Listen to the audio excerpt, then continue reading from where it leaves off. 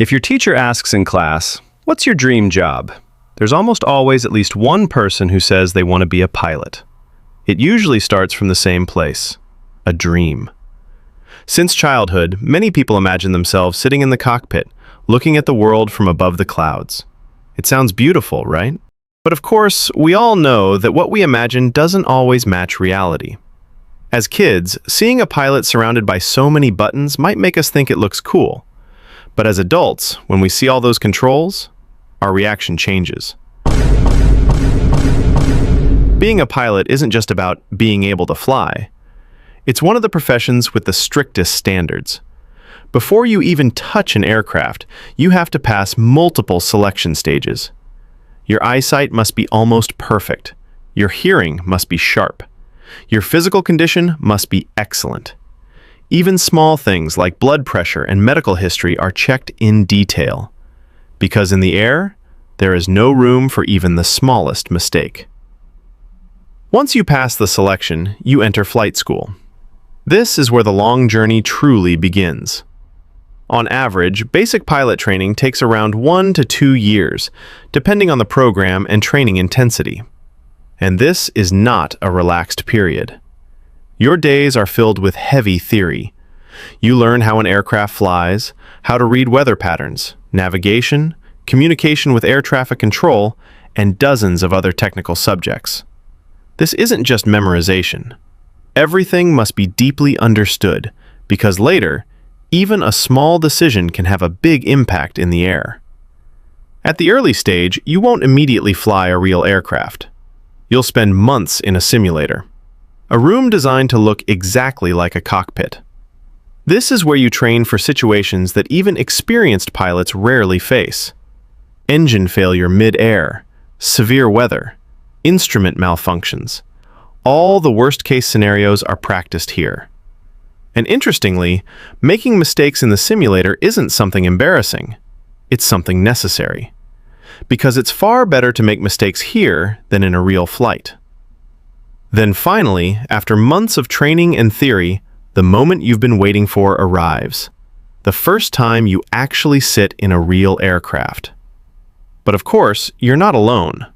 There's always an instructor beside you. This is where all the theory you've learned starts to feel real. The sound of the engine, the vibration, the speed. Everything feels different from the simulator. Your hands might feel stiff at first. You listen to every instruction very carefully. And then, there's one day that almost every pilot will never forget. Usually happening after dozens of flight hours. The day when the instructor steps out of the aircraft and you are told to fly alone. The first solo flight. In that moment, there's no one left to correct you directly. Every decision is in your hands. As the aircraft starts moving on the runway, there might be a moment of doubt. But once the wheels lift off the ground, everything changes. Fear, focus, and pride all mix together. At this stage, you have to prove that all the effort you've put in was not in vain. After that moment, the journey isn't over. It's just beginning. Graduating from flight school doesn't mean you immediately become an airline pilot. In fact, this is where the next challenge begins. You need to build flight hours. And this is not a quick process. It can take several years to reach the hundreds or thousands of flight hours required. Many beginner pilots take jobs as instructors or fly small aircraft just to gain experience. The salary? Not always high. Sometimes far from what people imagine when they think of pilots as a luxurious profession. Year by year, your flight hours increase. Your experience grows. And eventually, after maybe 3 to 5 years since starting flight school, the opportunity comes. You get accepted into an airline. But don't imagine you immediately become a captain. You start from the lowest position in the cockpit, first officer, or co-pilot. Your job is to assist the captain, follow procedures, and ensure everything runs according to standards. This is where you begin to experience the real aviation world. Everything is structured. Everything follows checklists. There is no room for random improvisation. And then comes a moment that feels different from all the others. your first commercial flight. This time, you're not carrying an instructor, but passengers. People sitting behind you, maybe sleeping, maybe watching a movie, without knowing that in the front, someone is experiencing this level of responsibility for the first time. You may look calm on the outside, but inside, your focus is on another level. Because this is no longer training. This is real. You are responsible for hundreds of lives. Once you officially become part of an airline, you finally enter the real rhythm of a pilot's life.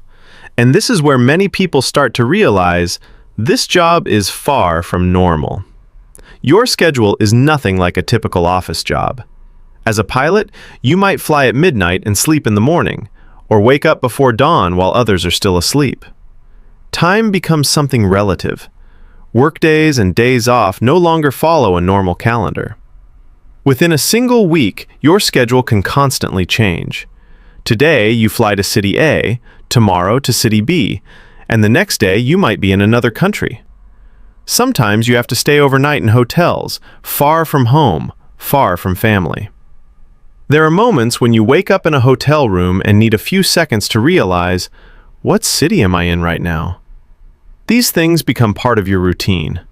By regulation, a pilot's working hours are limited, usually around 8 to 12 duty hours per day depending on the route and regulations. There are strict monthly and yearly flight hour limits to prevent fatigue. But even with these limits, the exhaustion is real. Jet lag, time zone changes, irregular sleep, all of it slowly builds up. And you still have to appear calm in the cockpit, stay focused, stay precise. Interestingly, when the aircraft is already in the air, many people think pilots are constantly controlling it. In reality, in many situations, modern aircraft use autopilot. But that doesn't mean pilots are relaxed. This is where their role shifts. They monitor systems, ensure everything is running as planned, and are always ready to take control if something goes wrong. So what about days off? Yes, pilots do get rest time, but often not at ideal times. When other people are off on weekends or holidays, pilots are often working, because the aviation world never truly stops. As time goes on, your experience grows. After years and thousands of flight hours, you can finally move up to captain. It usually takes around 4 to 15 years to reach this point. At this stage, your responsibility becomes much greater. Every decision is in your hands. And you must always remember that what you carry is not just an aircraft, but hundreds of lives. Time keeps moving. Year after year passes. And without realizing it, you approach the end of your career. In aviation, there is an age limit. Generally, pilots must retire around the age of 65. That means from the moment you enter flight school until retirement, you could spend more than 30 years in this profession. And at that point, you might start looking back. Decades spent in the sky, thousands of flight hours, hundreds, even thousands of journeys. You've seen the sunrise above the clouds more times than most people ever will. But at the same time, you've also missed many moments on the ground. So when we look back to the beginning, that calm pilot sitting in the cockpit isn't just someone who flies an aircraft. They are the result of decades of training, pressure, and experience.